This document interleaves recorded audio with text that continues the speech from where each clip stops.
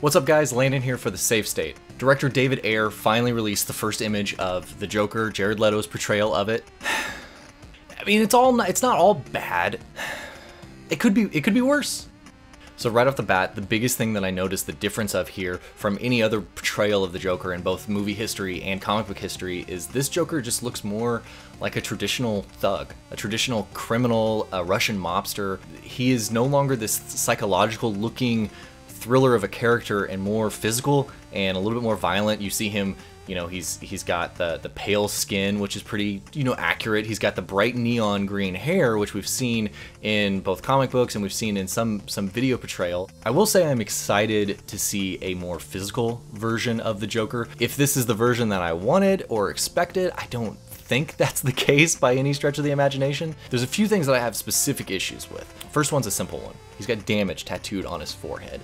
I feel like that's completely, you know, unnecessary. It takes away from the character, where the Joker's face is supposed to be the iconic part of the Joker, and now we see a tattoo on his forehead, and it's slightly distracting, it's unnecessary. The teardrop J that's underneath his eye, that one I don't have as much of a problem with. It's not distracting, it's subtle. That's fine. The other problem that I have with this character is his teeth. He's got the grills, the traditional, you know, street thug silver grills on his teeth. Why? Why? You know, I'm used to seeing either dingy or kind of gross teeth, which we've seen in the last portrayal of the Joker, or bright white teeth that contrast with the bright red that is his lipstick. The grills, I just don't understand it. I've never seen that in any portrayal of the Joker that I have seen or can remember. Let me know if I'm wrong in the comments below. I know some people are thinking that this is a representation that the Joker's just been punched in the mouth too many times by Batman and he's lost his teeth, and so now he had to get them replaced with metal teeth. And like that's at least a fine rationale behind it. It's just not necessary. There's other parts about this Joker that I actually really do like. I like the fact that he's really physical. I like the fact that he seems like he could potentially go toe-to-toe with Batman. And we see that in the comic books a lot. We see many different versions of the Joker. We see a really frail Joker that would be just punched once and he is out. We also see portrayals where the Joker is a physical threat to Batman. He can hurt Batman. And this finally seems like a version for the movies that can go potentially toe-to-toe with the Batman. He's got a bunch of tattoos all across his body. I don't have a problem with the ha-has. I actually kind of think they look cool. We see it in a lot of the comic books where the Joker has a bunch of tattoos. We've seen the Joker have like a full dragon tattoo on his back before. So tattoos for the Joker is nothing new. This seems like we're taking one step away from the psychological Joker and one more step towards just a traditional thug. Good or bad thing, you decide that. He's got the traditional Joker smile tattooed across his arm.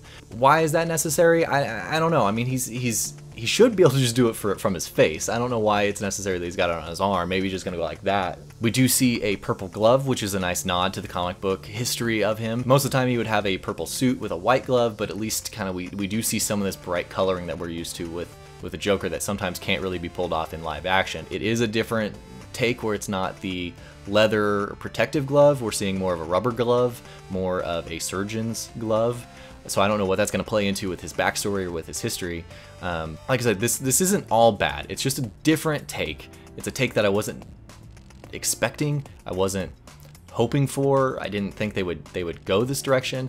As they were hinting at some of the photos going out over the past week, 2 weeks, I thought maybe they were going to go with the effeminate version of the Joker, the version of the Joker that we see in The Dark Knight Returns, Frank Miller's version, which is what they are at least doing with the Batman versus Superman take. I expected them to potentially take that version of the Joker, where he is still big and menacing and still psychotic and really, really creepy. I mean, the creep factor is next level with Frank Miller's version, but he was more of an effeminate character, whereas this, I don't think you have any chance of seeing that portrayal. His pose with his hands in his hair like this, I mean, it's very, very The Killing Joke-esque. I mean, it's definitely, really I think what's happening here is that David Ayer is collaging like 5 different versions of the Joker and then adding in some of his own elements on top of it. I don't know if that's gonna work. I'm really holding out hope to see him in action, to hear the Joker laugh, to see how he's gonna work with the Suicide Squad.